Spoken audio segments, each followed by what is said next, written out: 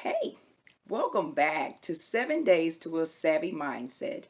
Today we are on day number 4, which the topic is I'm worth it, self-value.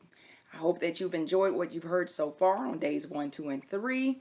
And in fact, just thinking back on day 3, where we talked about people pleasing, I posed a question that I think transitions into this topic today very well. And that question was, what is it within you that makes you feel the need to have others' approval? That approval may show up in different ways, like trying to impress others or getting others to sign off on what you say and do, and so on. Why does someone else get to determine your value? What you're good at, bad at, what you can and can't do? Basically, assigning your worth. No one but you should have that kind of power and say so over you. Your value doesn't come from being like everyone else, following the crowds and the fads. Your value comes from your uniqueness and those things that make you, you, and like nobody else. Don't be afraid to be different and stand out. Don't be afraid to have to walk alone sometimes when what everyone else is doing goes against the grain of who you are and what you represent. I think back to something that Maya Angelou once said. If you are always trying to be normal, you will never know just how amazing you really can be. When you perform a self-assessment, when you look at yourself, what do you see? I'm not talking about the physical traits and characteristics like how wide or how narrow your nose may be or how light or dark your eyes are. I'm talking about who you are without your lashes. I mean the you that really matters. Who do you say that you are? What do you believe you have to offer and bring to the table? Don't allow your value to be determined and diminished and belittled by others or even by you if you're tearing yourself down. When we live in fear and without confidence in who we are and what we bring to the table, we start to hide. We begin to tuck our tails and duck and hide. We miss out. Others miss out.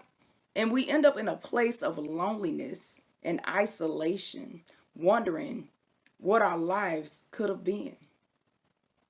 Know that you have been entrusted with something, a gift that nobody else has and that somebody else needs. So don't hide. Come out from under that table. Come out from wherever you're ducking and hiding, where you think that you're not needed. Come out from there. It's time for you to step out and glow. It's time for you to shine, honey. Let that light shine. Thinking about Psalms 139:14, it says, I praise you because I am fearfully and wonderfully made. Your works are wonderful. I know that full well. Now, I've heard this passage of scripture all my life. It's been quoted, recited from my own mouth to my children over and over again about how important it is to know that they are fearfully and wonderfully made and how wonderful the works of God really are. But the thing that stood out to me this time when I read it was, I know that full well. Do you really know that full well that you are really fearfully and wonderfully made and you're part of the wonderful works of God? Do you really believe that you are wonderfully made? What do you believe and know full well about yourself? What are you confident in when it comes to you? What value have you placed on who you are and what you have to offer? This makes me think about a story I heard one time about an old man that fell on hard times and he got sick and he was going to lose his farm. And so he had his son that was with him who was doing all he could to help save his farm and wanted to get his dad well. And so the dad gave the son an old pocket watch that had been in the family for hundreds of years, and had been passed on for generations. And so he told the son, he said, here, I want you to take this pocket watch and take it to the pawn shop and see what you could get for it. And so the son did what his father asked and took it to the pawn shop. And when he got to the pawn shop, they told him that they would give him $10 for the watch, because the watch was just so old. It was only worth $10. So he went back to the father and told the father what they told him at the pawn shop. And so the dad said, $10 is not good enough. I want you to go and take it down to a jewelry store and see what they tell you that it's worth. And so the son did just that, and he got down to the jewelry store, and they looked at the watch and they said, we'll give you about $150 for this pocket watch. It's an antique, but it's really not worth that much. So we'll give you about $150. So the son went back to the father. The father said, $150. Take it down to a museum and let the museum look at it and see what they tell you. And so the son went to the museum and let the curator take a look at the watch. And the curator got out his magnifying, that little bubble glass that they wear over their eyes so that he can inspect the watch. And when he looked at the watch, he turned back to the son and he told the son, this watch is worth at least $500,000. The son, excited, went back to the father and said, hey, Dad, they told us that we could get this watch, we could sell this watch for $500,000. And the daddy smiled at the son and he said, come here, son, I have something I want to explain. The dad explained to the son that there was a point to having him going to these different places to check out the value and the price that the people would give for this watch. The moral of the story is that the right place and the right people will value you in the right way. Don't find yourself in the wrong place and get angry if you are not valued. Those that know your value are those who are going to appreciate you and treat you well in what you're worth. Don't stay in a place where nobody sees your value. Don't sell yourself short. Know your worth. Don't let anyone else determine your value or your worth. That was already determined when you were created, and the price for your worth has already been paid. Tell yourself, I'm worth it. And don't just say it, but believe it.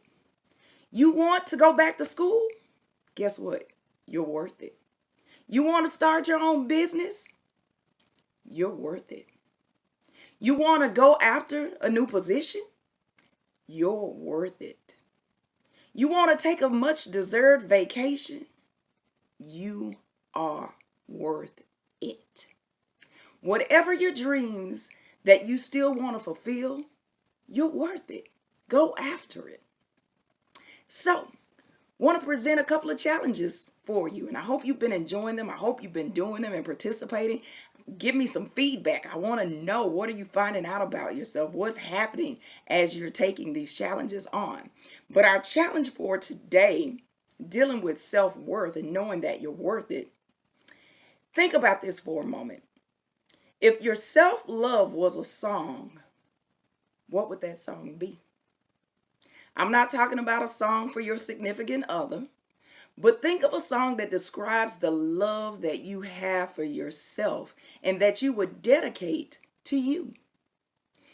Go down on a post in the comments and share what that song is, and tell us why this song describes the love you have for yourself and how it explains your self-worth.